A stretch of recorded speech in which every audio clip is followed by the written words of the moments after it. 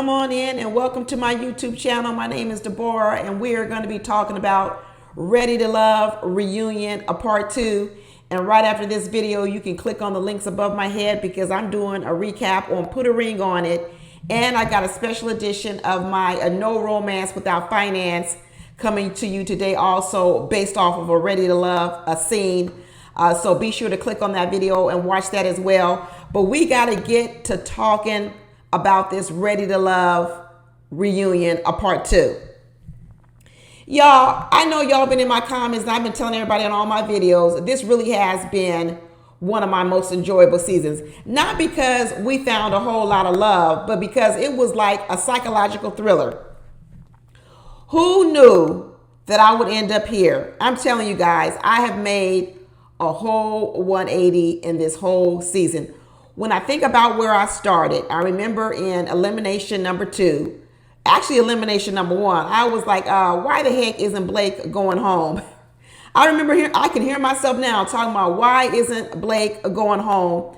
And then as the season progressed, after maybe around episode 2 or 3, I started to realize Blake wasn't really the biggest problem. He's got his own issues, but of the two, Jeffrey was the biggest problem. Then I got on Jeffrey. Then I was talking about Tony the Tiger. Then I realized Tony the Tiger wasn't the biggest problem. Morgan was the biggest problem. I started off trying to support the ladies.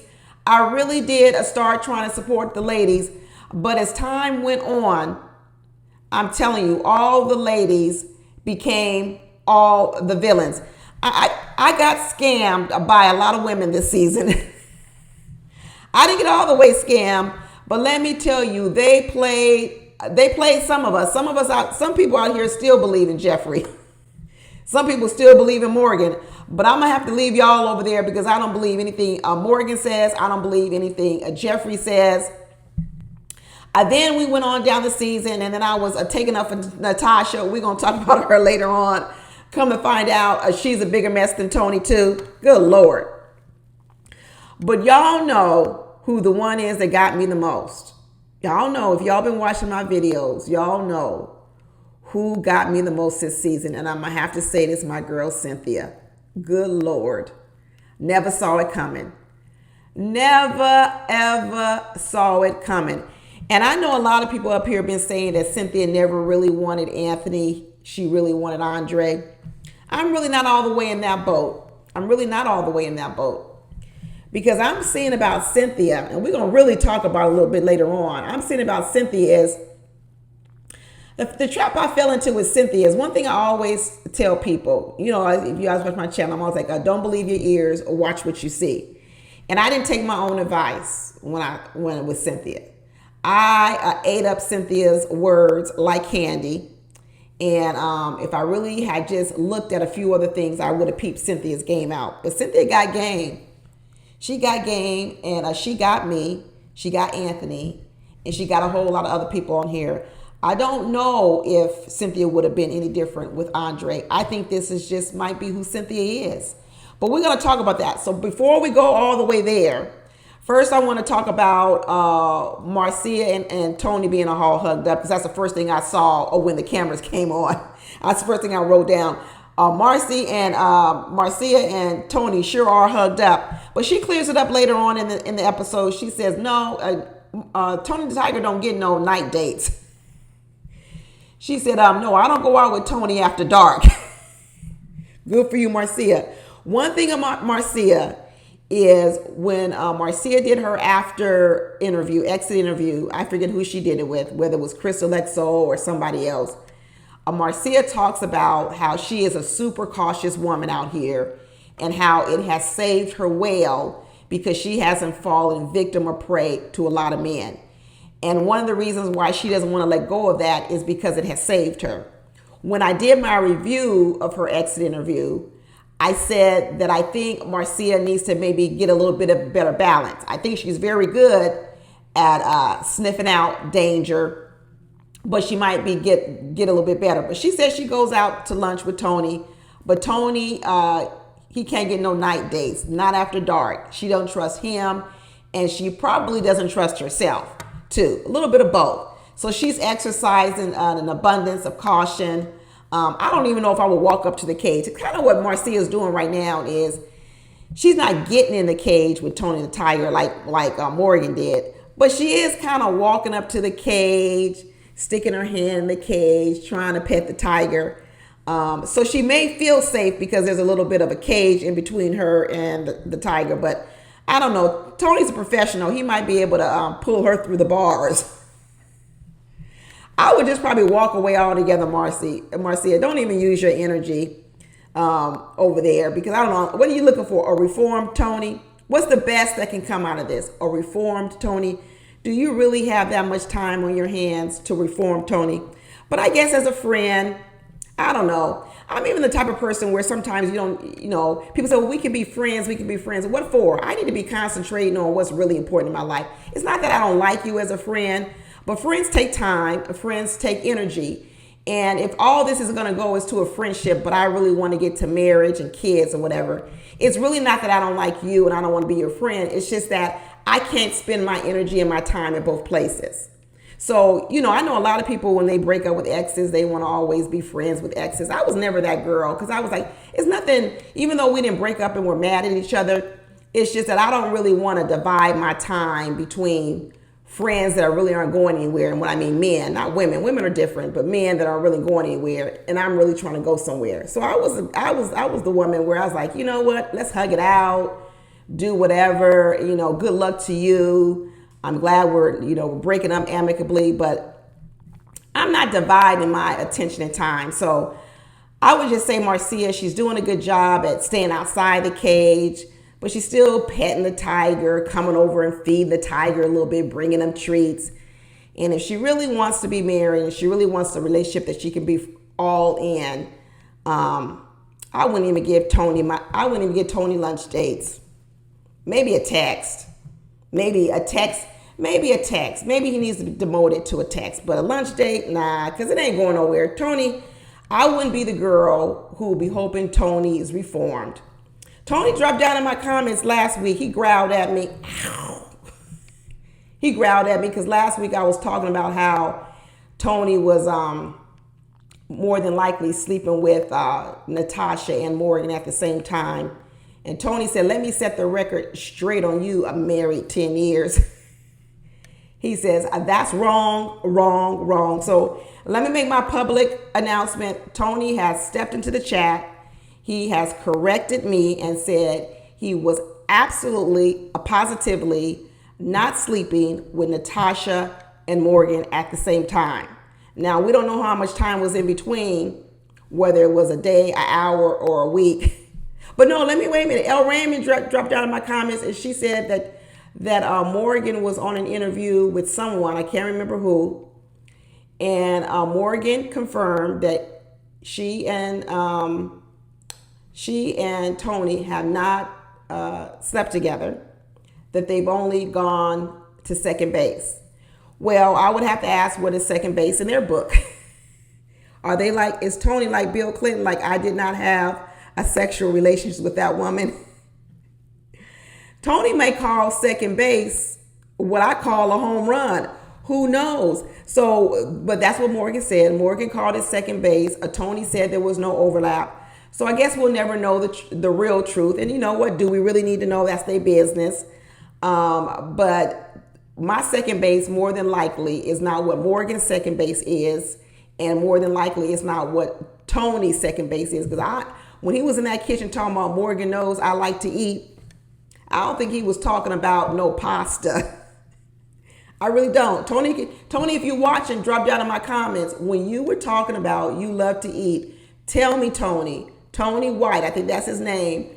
Were you talking about pasta or were you talking about kitty cat? Which one were you talking about? Because and is that what second base is? Is that the new second base out here in the world? I've been married a long time, so I don't know what the new rules are. Is oral intimacy considered second base now, or is that third base? I'm old. Back in my day, that came after the intercourse. Nowadays, that's first or before intercourse. So I know I'm all jacked up. But Tony did set it straight. So I want to make sure I'm on here right now, let everybody know that Tony made it clear that there was no overlap in first base, second base, whatever, with Natasha. And let me tell you, Natasha, I was getting a little hint of it last week. I told you guys on my video last week that I don't know if I would have liked Natasha if she would have stayed longer than a day. When I was thinking maybe Natasha shouldn't have gone home so early. And now I'm thinking, I guess she should have. I'm not a fan of Natasha, y'all. I'm not a fan. I was taking up for her because I didn't feel like Morgan should have been telling all her business like that, because we know who Morgan is. But now that we know, as Tony the Tiger said, and she didn't deny it, that she was the one that ran to the producers and told the producers about them being intimate, then I guess what? Hey, guess what? I mean, that kind of, I don't know. I think I kind of want to let Morgan off the hook on that now. Because she told the producers, and since she told the producers, I'm thinking the producers can bring it to the TV show. And she didn't deny that she did it. She didn't deny one bit that she was the one that told producers. And now we find out that's why Tony ghosted her. So on her exit interview that she was having with, I think it was Crystal XO that I watched. I even did a exit interview recap on that. She talked about how Tony ghosted her. And that's what sort of made her start being mad at Tony. And now we come to find out that she outed herself. And Tony was like, okay, you using me. And so I'm going to cut you off. I'm going to block you. I'm not going to talk to you. But then she runs around talking like she's the victim, talking about Tony's trying to run around and have his cake and eat it too. Can you believe that? Is she another flipper? Y'all know I've been talking about these women out here, queen manipulators, who take situations and then they flip it like they're the victim. So now I'm looking at Natasha, and the one thing that I was going with Natasha in the beginning was that she didn't have nothing to be ashamed about when she was sleeping with Tony. I said, that's her body. She can do with it what she wants to. I was saying that I didn't think Morgan should shame her over it, that she should be able to do what she wants. But here's the problem. She didn't want me to look at her like a victim then, but now she's coming on here talking about she's a victim of Tony. You ain't no victim. You got in the cage. And not only did you get in the cage, you willingly went and looked for him. You went and looked for Tony the Tiger when honestly that was against the rules. So not only did you do it, then when you got in the cage with Tony the Tiger, you actually tried to get Tony. You went and told the producers what was going on. You became the aggressor in the relationship, and you was trying to get Tony. But all of a sudden, you're the victim. See, you can't have it both ways. She was over here trying to tell Tony he can't have his cake and eat it too. Well, that's exactly what she was doing. She was doing the exact same thing. She was trying to have her cake and eat it too. And when she didn't get her cake, she got mad and she went and she told. And now she's mad at Tony. Double standards, a double standard. You on your own, Natasha. You on your own. You don't get the protection of all women anymore when you play games like this. And there's a lot of women out here on this show this season doing a lot of dirt, and then wanting women to take up for them against the men because what, we supposed to have an allegiance just because we women? Nah, we need to learn how to call a bullshit on bullshit, whether they female or they're male. I try to dish it out evenly. I really do. I'm a female maybe in the beginning. I try to maybe look out for the women, but I tell you, the minute they rear their little ugly head, when it little pops up, no, I'm all over it. I'm going to get on it. I'm not going to be doing things as Jeffrey told Mark Anthony. Are you ever going to take up for the women? Because all you do is take up for the men. Jeffrey has, you know what? Jeffrey has turned out to be the biggest scam on this show. I tell you, this girl was barking at Mark Anthony. Wasn't she just in love with Mark Anthony a week ago? Now she's barking at Mark Anthony. Why? Because Mark Anthony's over here hugged up with Mercedes now. So now Mark Anthony is enemy number one. Why are you mad at Mark Anthony? You dumped Mark Anthony.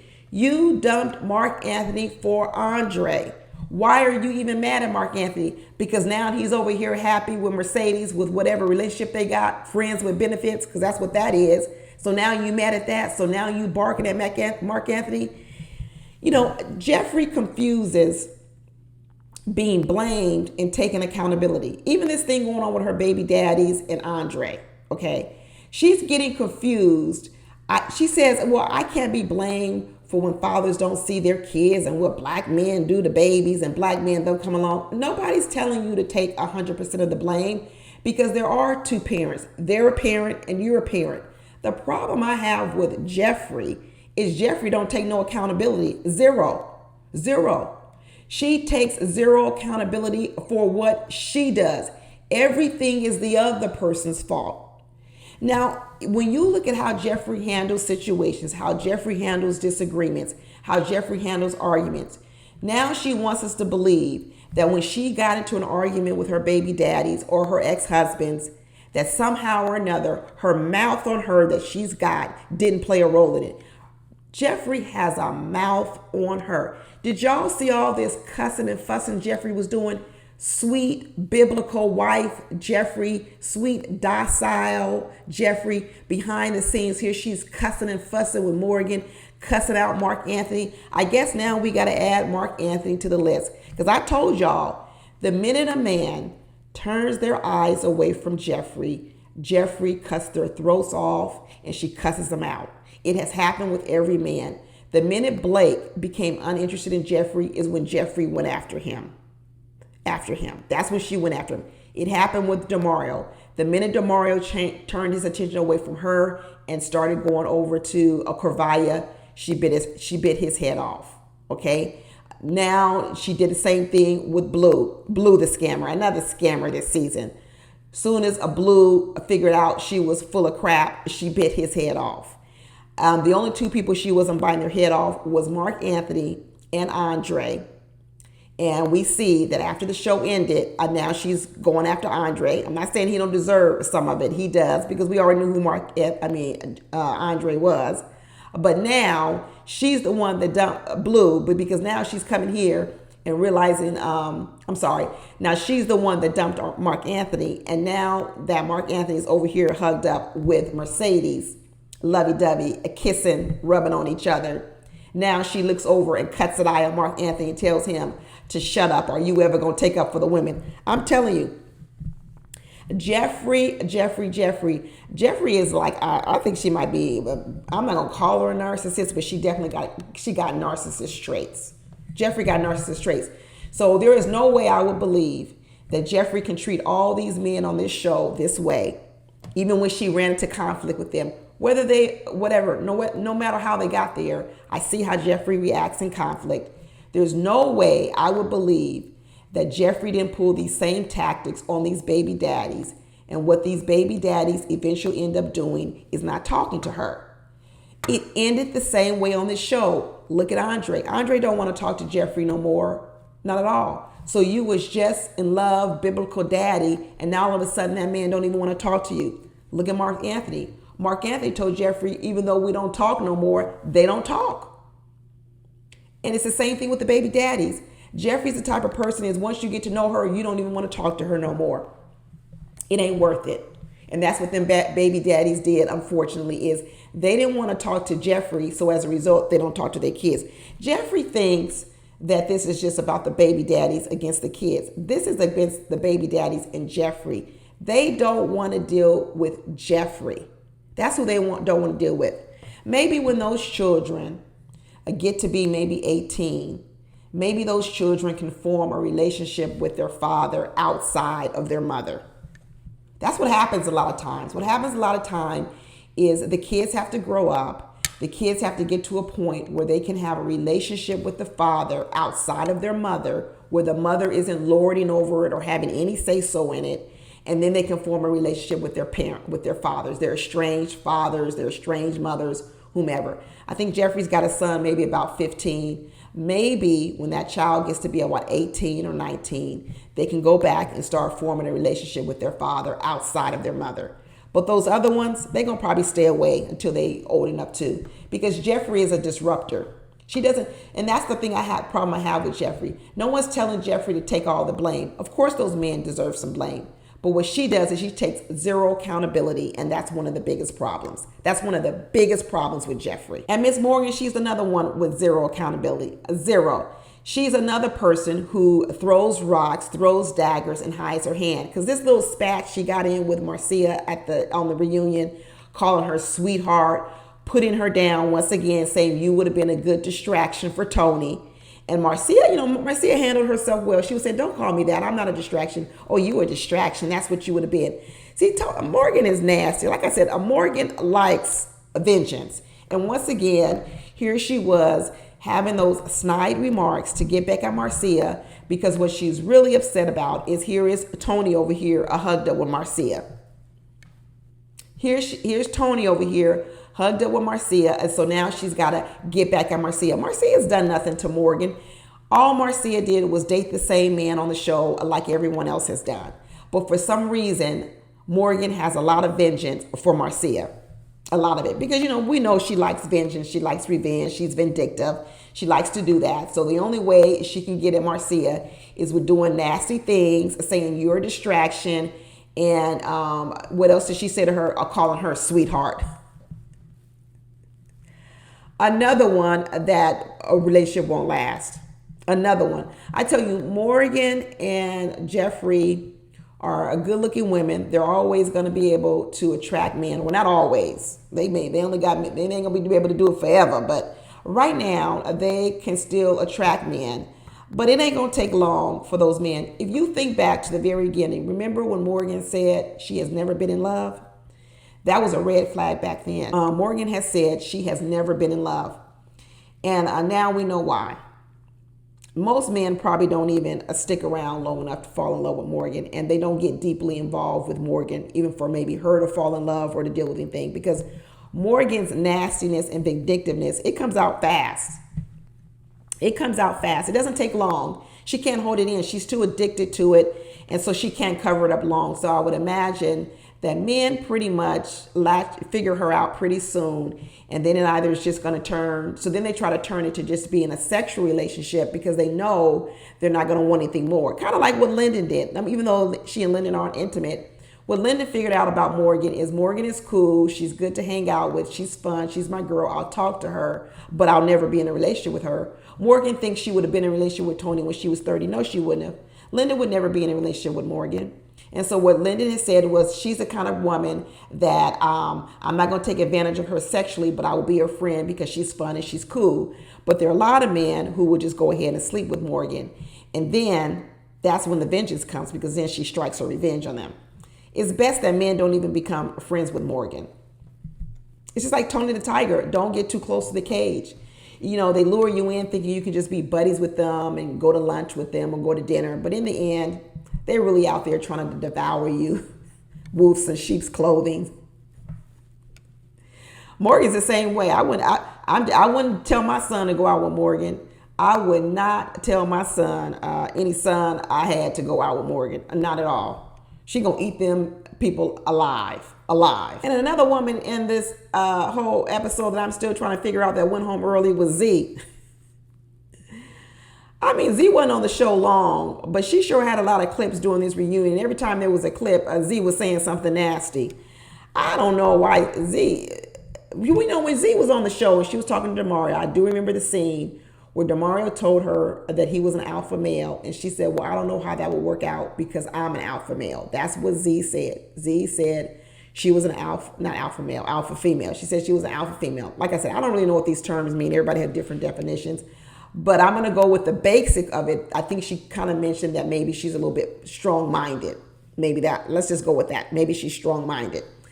But it was coming out because I'm telling you, Z had some quips, some sassy little comments, some snapback. I don't know. It didn't put her in a good light. It didn't put her in a light that she's a cooperative person. Some people may say she calls it as it is. She's a truth teller. Maybe so. But I don't know. All truth don't need to be spoken. All truth doesn't need to be spoken. And I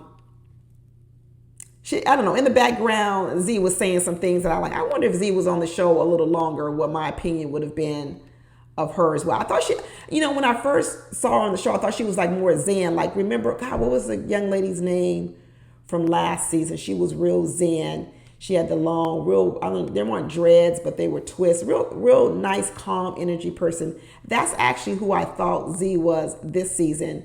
But come to find out, she the complete opposite. Z got fire in her belly. Z got some fire in her belly. And I'm thinking it don't take much to light it up. She might have been, I don't know who she would have been on this season had she stayed longer, but she definitely ain't no calm waters. She a little bit of a storm. People said Jeffrey was dressed like Storm, the character Storm, the Marvel Storm.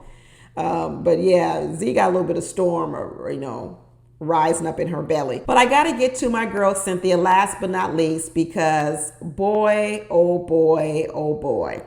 Boy, did I get taken by Cynthia. I was really rooting for Cynthia. Cynthia was a curveball. Remember, she came in second, so she definitely lived up to that. She ended up being the biggest curveball of all. She got me. I ain't gonna lie, y'all. Cynthia got me. Because I was 2 feet in on Cynthia. I was all the way in on Cynthia, singing her praises, just giving her kudos, snaps, get it, girl. I was even picking up a few tips from Cynthia. But let me tell you, Cynthia got game, and I really should have seen it. I started to see it towards the end, but I'm going to tell you, I was so far in with Cynthia, I think I couldn't back myself out. And I just kept giving her more and more benefit of the doubt. But there were lots of scenes where I realized Cynthia is a big finesser. She's really good with her words. She's a really big finesser. And I remember when she came up with that line about when they made those candles, and she said, I'm gonna call my scent of my candle for Anthony. She called it coffee, because I want to wake up to you every single morning. I said, dang, Cynthia, that's a wonderful line. I'm about to use that. That's a player line. If I'm really honest, that's a player line. And even here we find out in the end, Cynthia ends up saying that one of the reasons why she and Anthony aren't together is because she was emotionally unavailable. What the heck? Emotionally unavailable? That sounds like the dude in the end that says, it's not you, it's me. He does all this to chase you, to reel you in, and then only to get to the end, after he gets what he wants, he dumps you and say, well, it's not you, it's me. I'm just not ready for you. That's what Cynthia did. That's why I don't necessarily believe it's because she wanted Andre.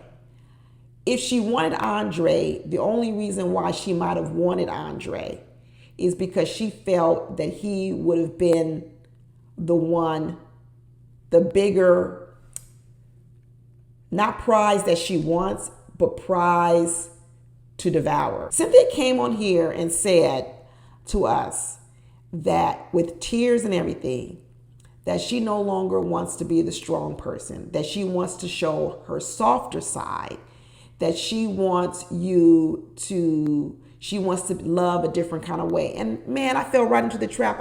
I believe the tears. She looked sincere.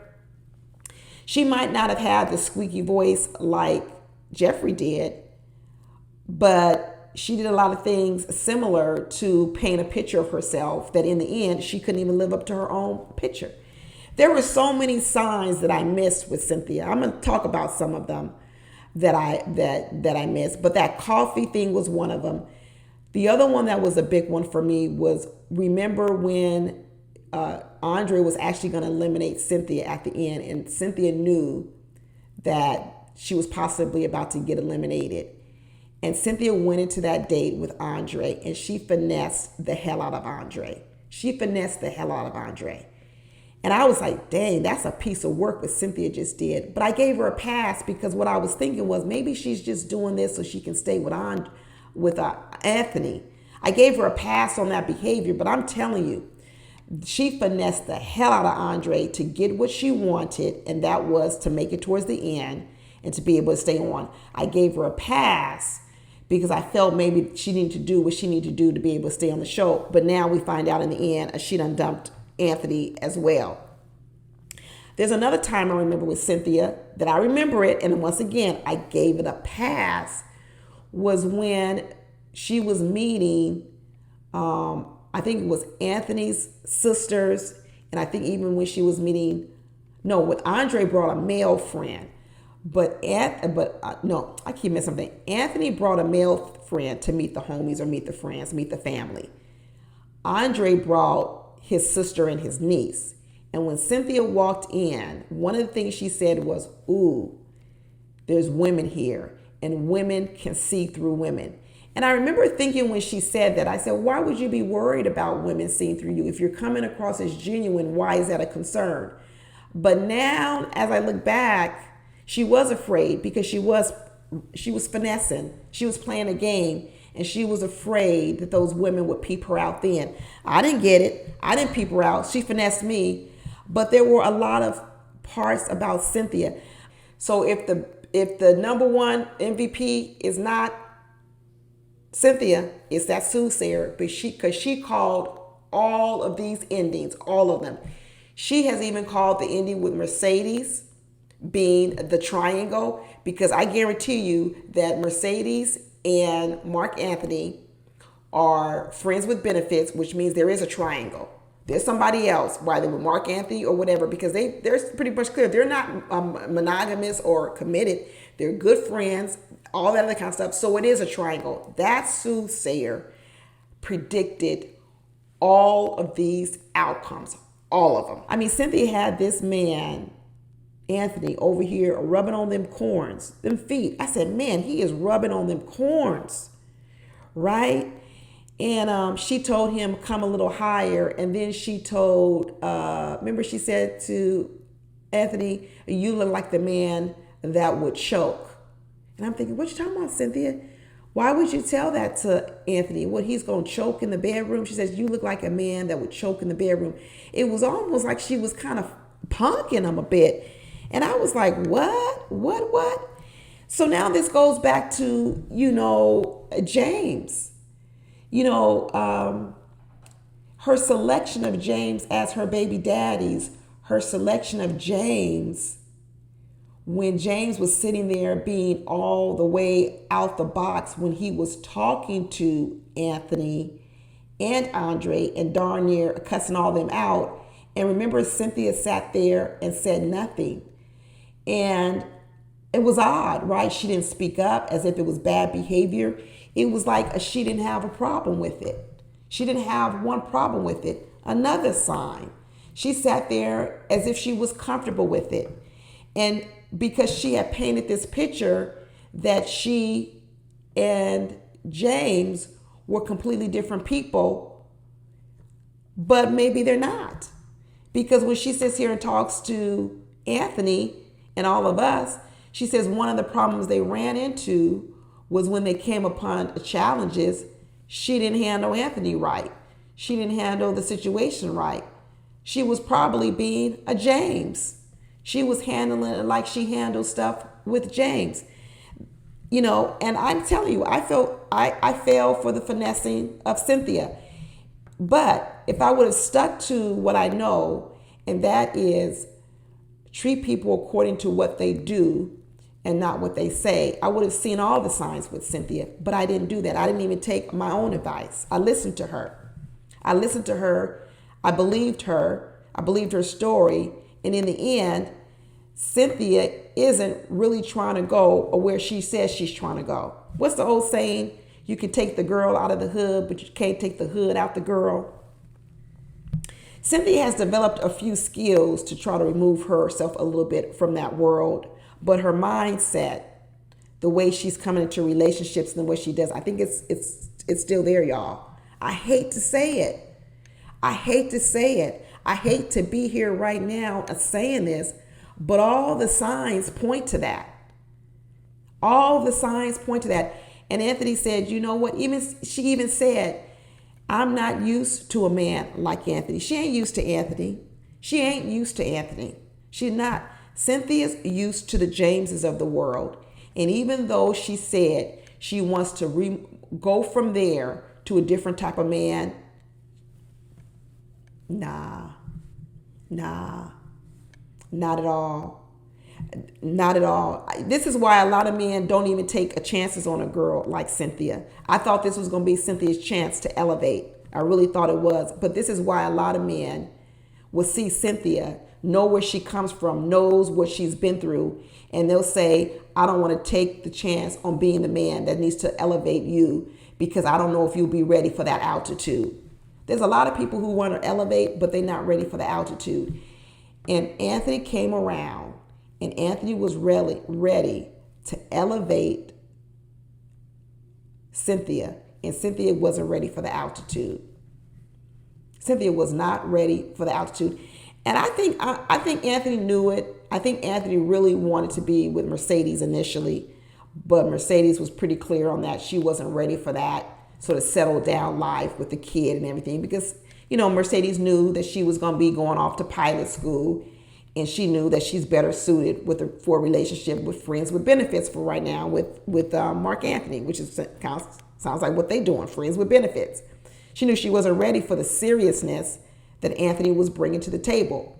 But Cynthia decided she was going to go ahead and try to take a dip in that pond, even when they weren't kissing.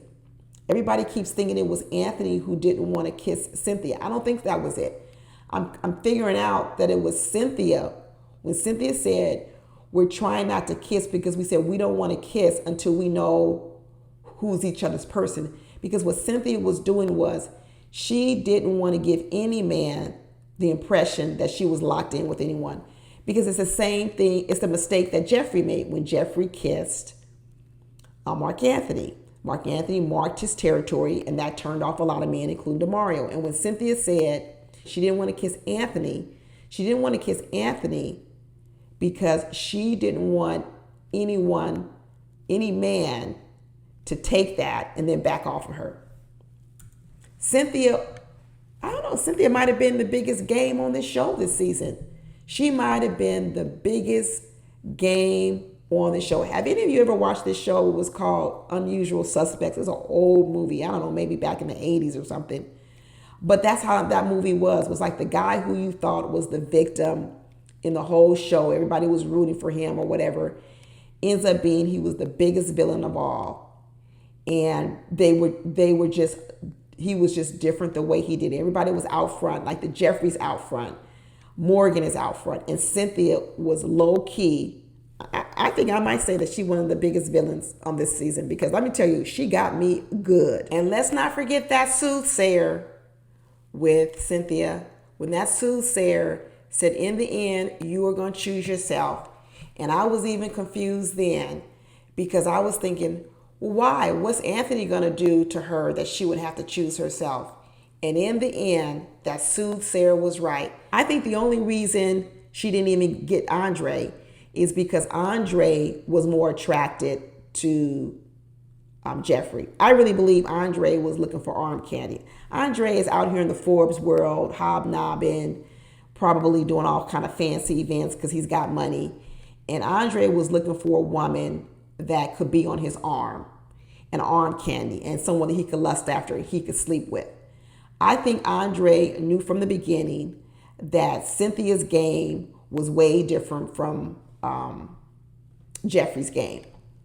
Cynthia's game was way different from Jeffrey's game. In fact, when Cynthia and Andre, when they were meeting the family, one of the things Cynthia said why she knew Andre wasn't going to pick her was because she said, I think Andre is a little bit afraid of me because Andre's going to have to do things I don't think he's comfortable with doing.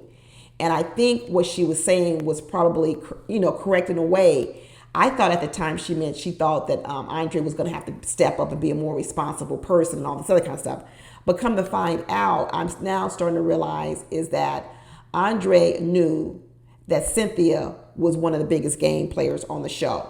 And so Andre was going after was the lust with Jeffrey. I think Andre lusted after Jeffrey sexually. I don't think Andre had that sort of sexual connection with Cynthia as much.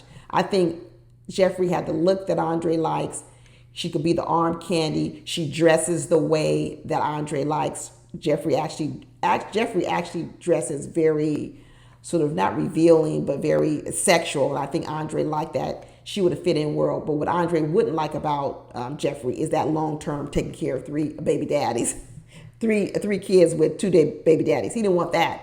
But he did want the sexual relationship, and he wanted, I think, sort of arm candy. And I don't think Cynthia fit the bill on either one of those.